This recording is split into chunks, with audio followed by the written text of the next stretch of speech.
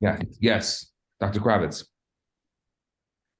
Rabbi, I just have a question that I wasn't able to research the answer. The word zimun, Yes, is that a plural word? it's a plural word. So because I felt it was a plural word, which is the essence of what we're discussing. Exactly. You So I can't do a thought, zimun alone. so is it singular for zimun or no? It's impossible. Yeah. A sing, So anyway, hazmana, No, the there's no invitation. singular for zimun because it would defeat the whole purpose of it. exactly. But So at its core, it's plural. Thank you. At its So core, it's hazmana. plural. What? Hazmana. Well, hazmana or zman, but it's not zimun. It's not that. Yes, there is a plural for time, but it refers to time, not to together. But isn't it like an invitation? Yes. Yes, but that's the whole point of it. It's plural. Even hazmana, if you think about it, I mean, if you look at the etymology of it, it's also plural in its own way. Okay. Like, Yes. because it is, like you said, it's an invitation. You can, I mean, I'm not there about, all of our mental health and various issues, but most of the time I can't invite myself. Though maybe sometimes I need to invite myself, but that's a different conversation. I wasn't aware Hebrew had plural. Yes, very much so. Absolutely. Awesome. Okay, so let's go into this. So again, we're continuing this process of the critical thinking, though we know the end. And so often, you see, so often in our world, and this is why I'm saying this, because it gets so difficult in kind of, as we say in Yiddish, halten Kopf, like to really focus on, you need like flow charts to be able to focus on this whole argument back and forth and back and forth. But what we're doing here is we're staying in the moment and we're analyzing and enjoying the process of critical thinking. So we are on the second column of 45b2, second paragraph. The Gemara is now going to talk about a ruling with regards to a meal at which you do not have a zimun. Amar Abaye, says Abaye, Nikitinan, we have a tradition from our teachers. Very beautiful idea. We are honoring the past. A tradition from our teachers, Shnayim she'ochel ka'achas. When two people ate together, mitzvah lecholek. It's preferable for them to separate their blessing and recite the blessings not together, but individually, rather than having someone fulfill their obligation by listening to the fellow recitation. So let me explain to you the process behind this conversation. If anyone is aware of the structure of the synagogue, these same rabbis, by the way, so before the Talmud period, there was no synagogues. Everybody went to the temple. The Talmud was written shortly after the destruction of the temple. And the local synagogue, the local prayer houses were created at that time because there was no temple in Jerusalem anymore. And so if you know the process of prayer and the way these same rabbis that are talking about this instituted this concept and this idea of prayer, is there are different elements to the prayer. So when you're with the minyan, I'll give you an example of it. I mean, there's so many examples, but the most common example I can give you is the recitation of the Amida. So the chazan, the cantor, will recite the silent Amida again. Why? Why? Because if you don't read Hebrew, or you're sitting there reading a newspaper, or you are just not reading, that prayer that the cantor says is for you. And when you answer amen to that prayer, it's as if you said it. So the nature of congregational prayer was created for those people who couldn't read Hebrew. There were people that would come to shul. They were simple people. And today even, there are people like this who don't read, who don't understand, yet they know the word amen. It's a simple word to say. And if they answer amen, it's as if they said it. Now, this was a common practice in that time period where you could listen to someone else's prayer, answer amen, and it's like you said the prayer.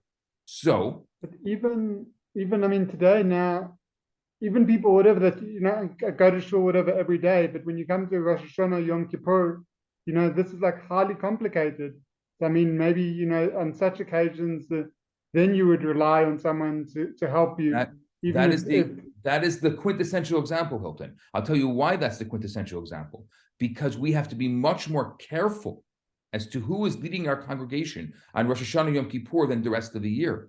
Because we know good and well that a lot of people, whether it's because they're fasting or because they're unfamiliar with the prayers, are unable to keep up with the amount of prayer that is recited on a Yom Kippur. So that chazan literally has to understand the nature of the responsibilities. Also very interesting. We have a tradition, and it's only very often it became now because of synagogues that chazans are paid. Generally, a chazan was not paid, purposely not paid. You were a volunteer because you represented the community. But on Rosh Hashanah Yom Kippur, you must pay your chazan. Because we need to be part of that process. Because the chazan has a huge responsibility, and we have a responsibility to take care of the chazan. Skin in the game. We need some skin in the game, exactly. So that's a perfect example of Rosh Hashanah Yom Kippur. Just to put it into context as well, because I think we've kind of lost this part. We're talking about having a meal with bread. So you've got two people sitting together. They've each washed hands and they've eaten bread, and now you get into the part that of the grace after meal. Right, exactly. So we have two people that were sitting together. Now, generally speaking, it would be normal if you were with it's a normal thing. Whatever it could be, the person doesn't know how to read Hebrew, or the person doesn't know the prayer, and so the other one would say to the excuse me, sir, I don't know the prayer. Can you recite it, and I'll answer amen. So here's the question. So here Abaya says, no. If you have two people sitting together, you cannot have one person recite and the other person answer amen. This is what Abaya says.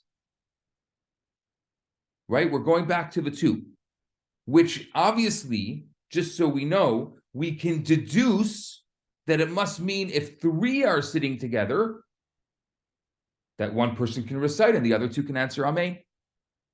That three is enough, because Abaya is differentiating two. Right? Anytime we're making a specific ruling, it's to the exclusion of everything else. I say this to singles all the time. For those of you who know my infatuation with relationships, not infatuated relationships, just infatuation with relationships, is that,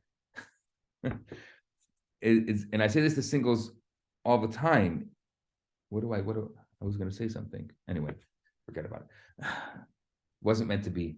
The point. Travis gave me a look, and he's like, "No, don't talk about relationships." Coming up with a ruling to the exclusion of. So two means you have two. That means you can draw to three.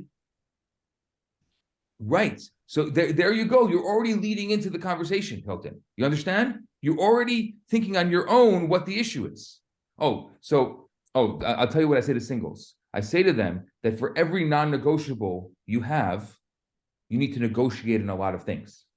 Which means if you have a non-negotiable that you can't move cities to be married, then you have to know that you have to negotiate in a lot of other things. Not fair. You can't have a list of non-negotiables. Every non-negotiable needs to have with it many negotiables. So, Rabbi, yeah, I appoint you to the U.S. Congress. I think that's a word of wisdom. Later on, as we're going to do it today in this Gemara, the concept of saying amen because someone is ignorant or not knowing, but the heart is there, requires a judgment of equivalency, as the Gemara talks about it. Yes. So if you have three scholars together, versus a scholar and two people of the field. It's quite different, the Amen, which brought, the reason why I'm bringing this up now, even though we'll come across it, is it first time in my life, it hit me of the equivalency between Amen and Emet. And that Amen is passive, yes, let it be so, without fully understanding. Emet is a acknowledgement of the basis of truth. And so on reading this, I was really blown away that every time I say Amen, I'm saying, yes, it is true. Right. And you're also affirming the other person's statement. How beautiful is that? That you have the ability. And, you know, so often people say things and they just get lost, and we're just not listening, or we don't have the ability to affirm. Someone just said a random blessing that had nothing to do with you. It's between that person and God. Spirituality, it's supposed to be a private experience between you and God, and you happen to be in the room, and you can respond to that and affirm them. So you give them that confidence, and you connect to their soul, and you connect their soul higher. I think what you said, absolutely, and it's just so special. Julian, you wanted to say something? Thank you. Could you say, for every non-negotiable, you must have a trade? In other words, there must be something you're willing to trade for. Absolutely. That's a great other way of putting it. For every non-negotiable, there must be something that you're willing to trade. Absolutely. Yes. Yes. Okay. So so now the Gemara is going to say, yeah, sure. What you're saying is correct. Tanya, the middle of 45b2, second column. Tanya nami hachi. We learned in a brisa. We're going to support this. We like this statement. Shnayim she'ochu ka'achas. Two people are eating together. Mitzvah l'chiluk, it's preferable for them to separate their blessings. Remember, when we say l'chiluk, which means one person cannot be responsible for the blessing of the other, they have to each recite their own blessings. B'med dvarim amurim. Asks the brisa, in what circumstance is this statement apply? Kesheshneim soifrim, when both of them are scholars. Whoa, we just opened up a new statement. What does that mean? What does that mean? Both of them are scholars. Go to note number 13. Literally, they're scribes. Torah scholars are often referred to as scribes because they commonly commit their original insights to writing. So if two scholars are sitting together, but if one person is a scholar and the other an ignoramus, what is the definition of ignoramus? Very important. Tosva says they're incapable of reciting the Birchat Hamazon on their own. They cannot say the blessing by themselves, which was very common then, and to a certain extent, very common now. In that situation, the brisa says the scholar recites the blessing, and the ignoramus is able to fulfill their obligation by listening to the scholar's recitation.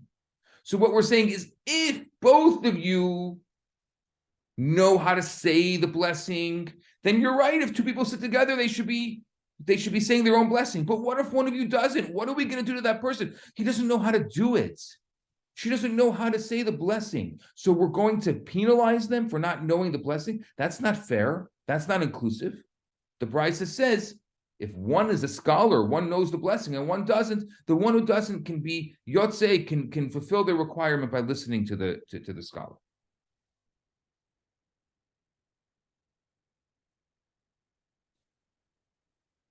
Chava's like, phew. That helps. Phew, that helps for me. Exactly. Hilton. Are we talking specifically about the first paragraph, which is from the biblical commandment, or is it the whole full Berachot? You're asking a circumstantial, Okay. a circumstantial question. I mean, yes, what you're referring to is the first paragraph is written by Moses, so therefore it's biblical. It's a biblical obligation, where the rest of it is rabbinic. Yes. Okay, sure. It's very possible. I have to look this up, but I remember this. This is offhand. It's very possible during that time, the whole grace after meals was only that paragraph. And only later on did they add elements to it, more elements to it that became the one that we say today. It's very possible. I just don't remember offhand. Yes, so the second one I think was Joshua. The third one I think was David. Yes, something like that. But even though they wrote it, it wasn't compiled. Okay. The men of the Great Assembly, the Anshe Knesset HaGadolah, they compiled it. So I believe, if I'm thinking historically, when this Gemara was written, the men of the Great Assembly hadn't compiled the prayer yet. So I'm assuming it would only. I'm going to actually use my previous knowledge and say we can only deduce from historical perspective that they probably were only saying that first paragraph. So you're right in that case. So I just want to address a direct question that Maurice had from our study group. So if I'm understanding, her question was, are the first three blessings biblical? But we're saying it's just the first Only blessing. the first one. Only the first one. Okay. There you go, Maurice. There you go. Answered. Yes. Dr. Kravitz. Rabbi, I was wondering, since we're entering that discussion of if two scholars sit, then they each say their own blessing. There's a matter of humility that if I'm a scholar and I'm sitting next to another scholar, I wish to honor them with greater knowledge than I have, and therefore would not feel comfortable just each of an equivalency. But rather honor them by saying Amen rather than. So is that talked about? And probably today, one of the most popular books on Kabbalah in the English language is a book called 9.5 Mystics. It was written in the 60s by a Reform rabbi. His name was Herbert Wiener. And Rabbi Wiener had originally wanted to call it 10 Mystics. But then after he writes in the book that after he went around to the other 9 mystics, he realized he's only half a mystic. So he called it 9.5 Mystics.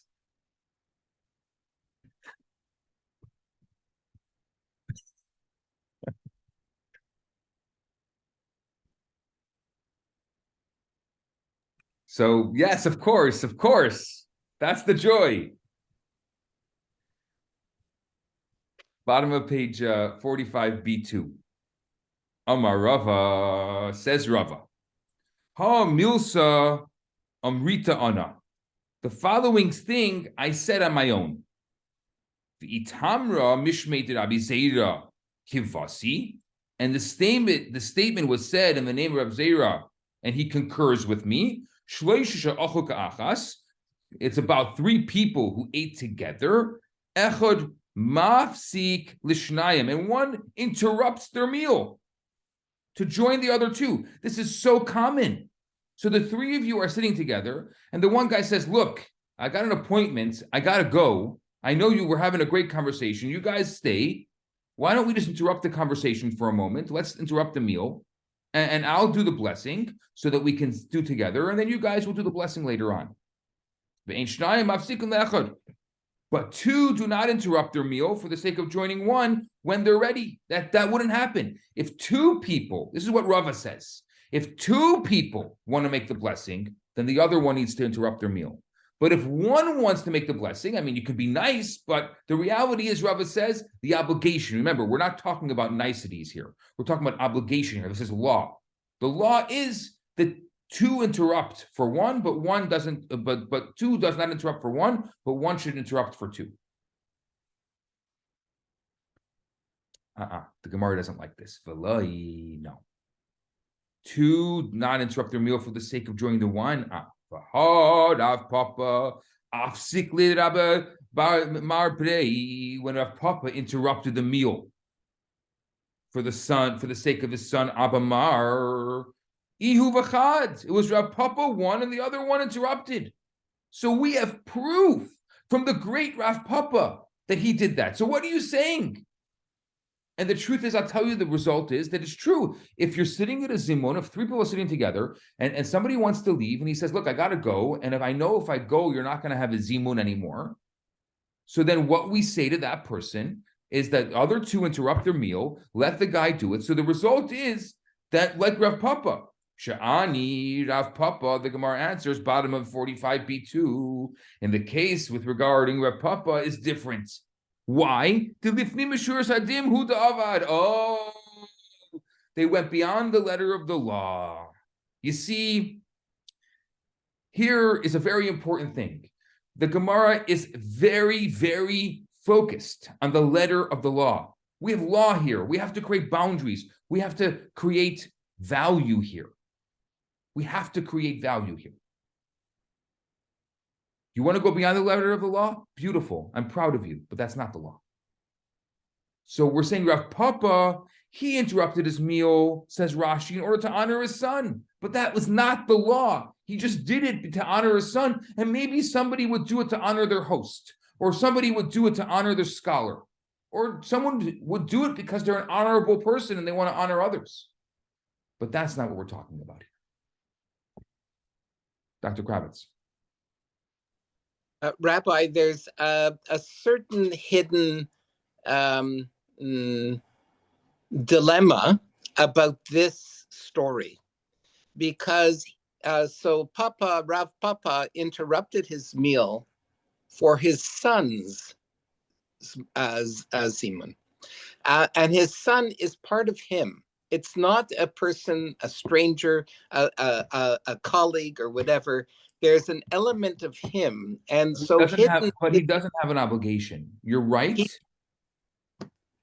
We on a halachic level need to talk about obligation. He doesn't have the obligation, and that's the correct.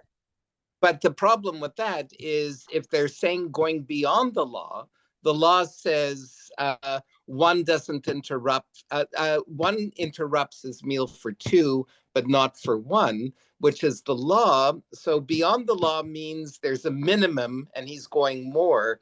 But I sense that here there's something special about blessings, about zimun, with family, with offspring, with genetic contact, epigenetics, whatever, that is hidden in all of this. And you're right, though unfortunately we can't create a halachic ruling around it.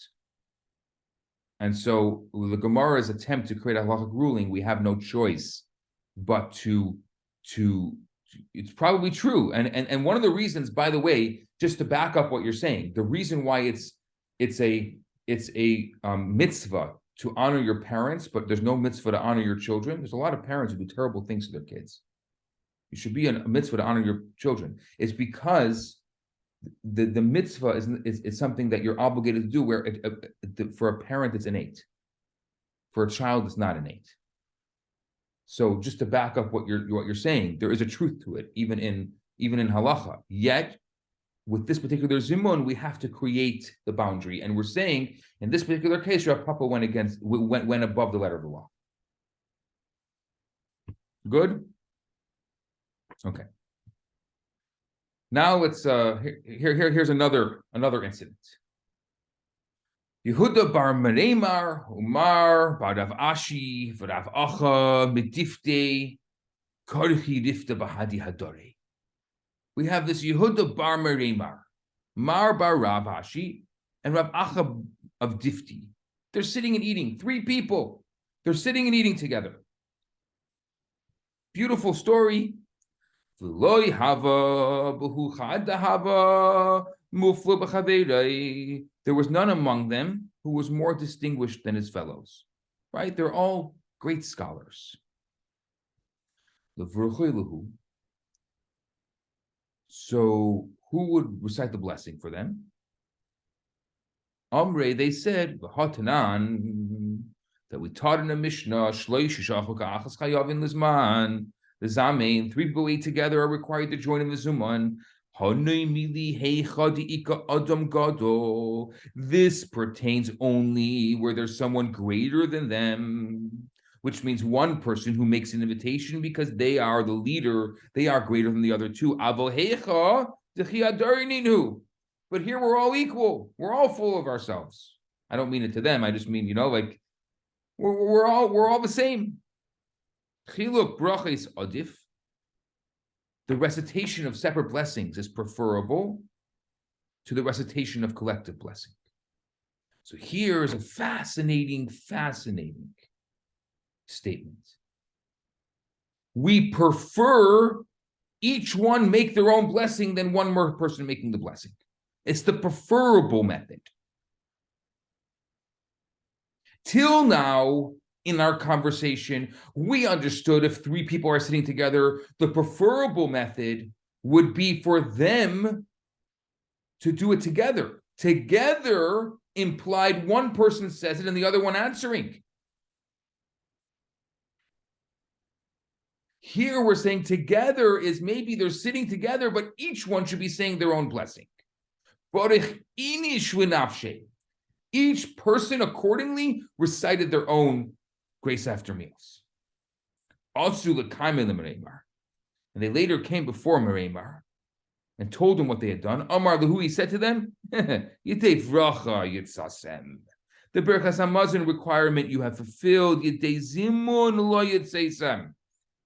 But the Zimun requirement you didn't fulfill. Beautiful that you did this, because you were incorrect, Meremar says to them, in assuming that the joint blessing is recited only where there's a distinguished person in the group. The point is that that's not true. If three sit together, you make a Zuman, whether or not one person is reciting or three people are reciting. It doesn't matter. It doesn't matter.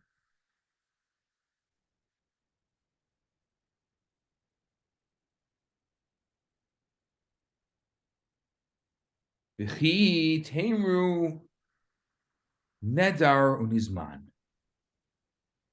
And if you shall say, let us go back and recite the Zimun blessing now, ein Zimun l'mafreya. No, sorry. There's no Zimun retroactively. You missed your moment. You can't go back now that I told you, says Meremar, and go have your Zimun. You had a moment, you missed it. You guys were all, so to speak, full of yourselves, and you're like, oh, we're all scholars, we don't have to make a Zimun. And now I tell you, and I change your whole way of thinking. You're like, oh, you're right, Meremar. Guess what? Nothing retroactive. Wait till next time. Rabbi, this is so powerful. It's the crux of the whole Mishnah, of the Gemara. Yes. It is because the blessing is not only about food. It's a blessing of collectivity, eating together and joining together. And it actually, I was thinking the mathematical, the whole is equal to the sum of its parts. And there's an element here where the sum of the parts are greater than the whole in terms of of doing the blessings collectively, which brings us from the physical to the metaphysical. It's so powerful. This is almost the highlight of what we've been studying. How beautiful is that? How beautiful is this idea? Amazing, really amazing. I must agree with the doctor. It's amazing. We all have to eat though for energy. And the energy is what we are. Yeah. Yeah, it's amazing that if you think about, you understand the conversation we're having. Think about, we're having a law. This is law, a law conversation about what to do when we're together versus apart. It's just mind-boggling that this is what we care about.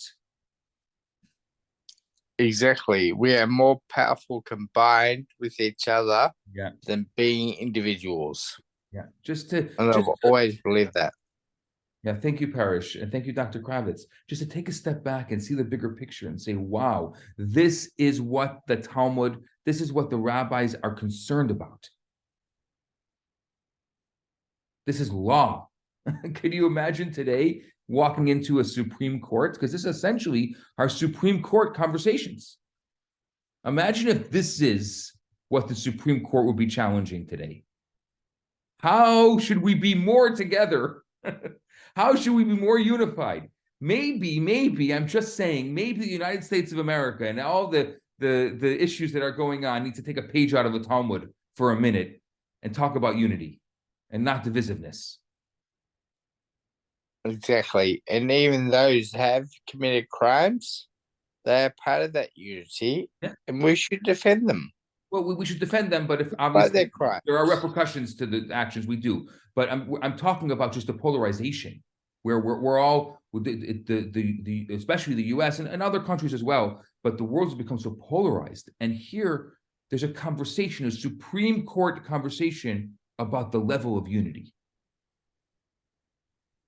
I'm pretty sure with the power of our unity, we can do that with people. Yeah, I agree. It all If we starts do with it. ourselves first. Exactly. And I agree. Thank you, Rabbi.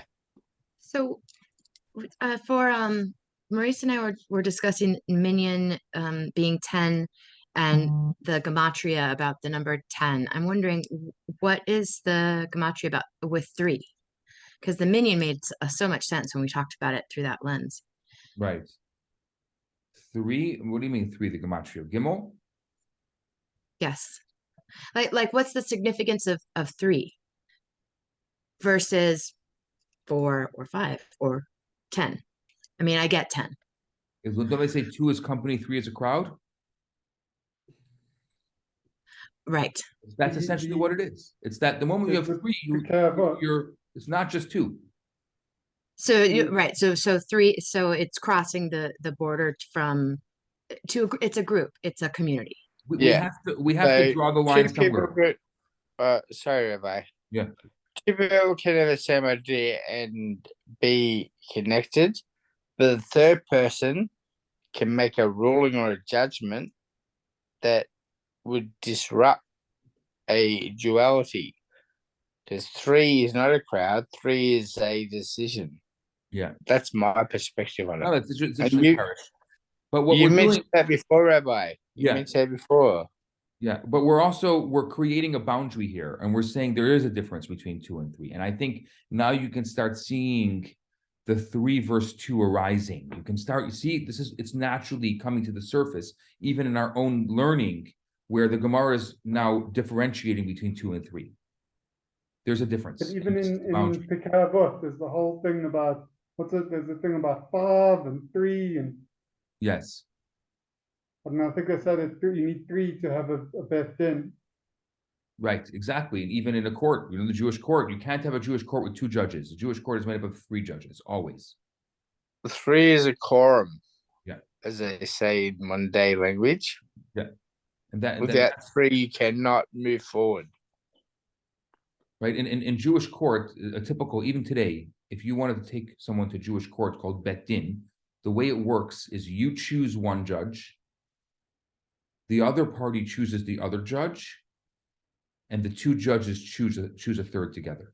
And the 3 of them will sit on your court.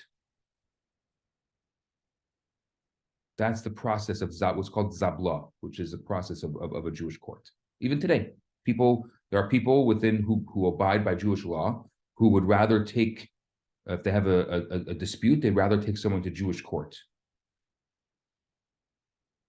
And it exists. It's in major cities and around the world, the Bet Din still exists.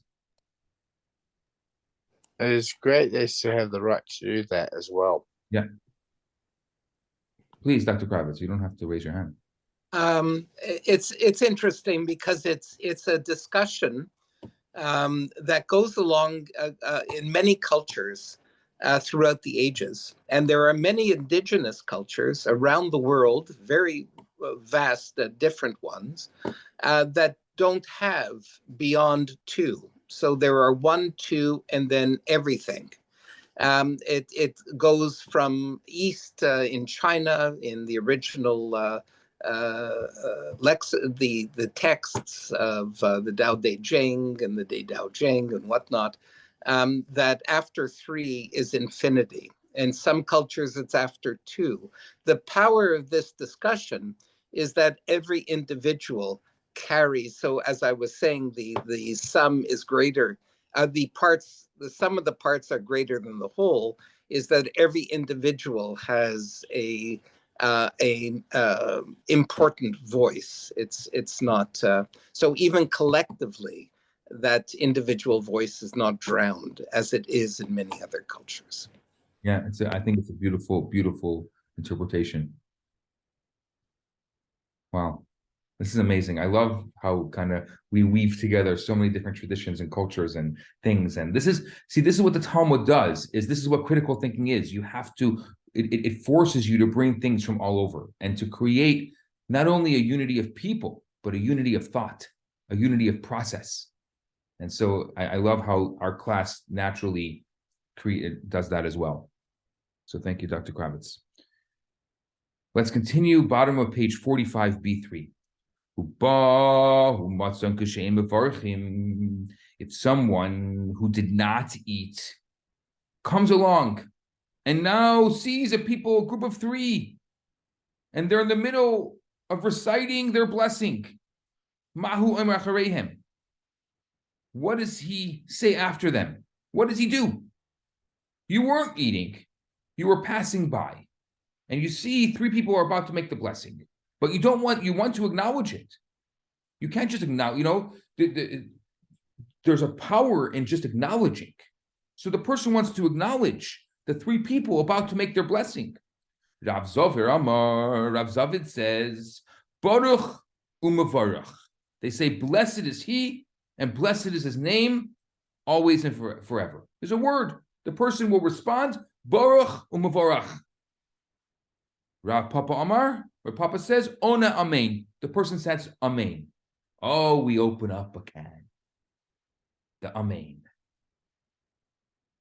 We're now opening up the acknowledgement, the Emet, the Amen. The Loipligi, Rav Zivid and Rav Papa, they're not in disagreement. This is not an argument.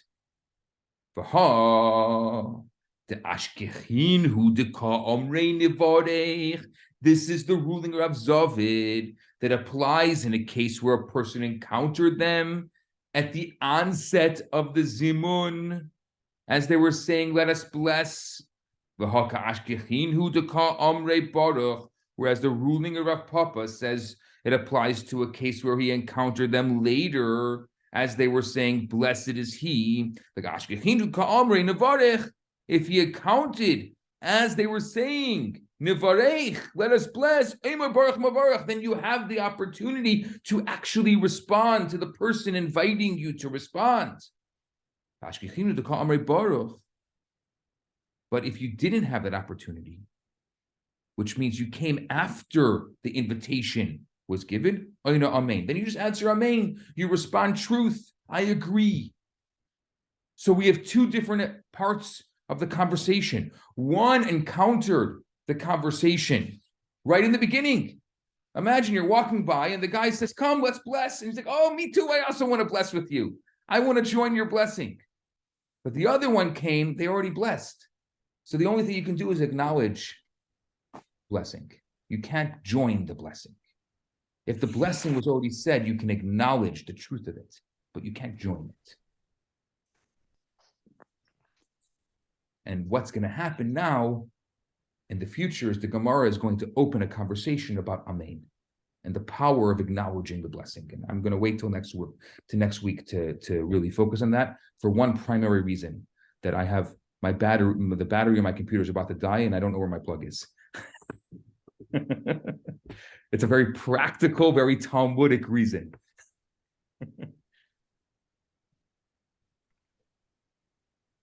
Thank you very much.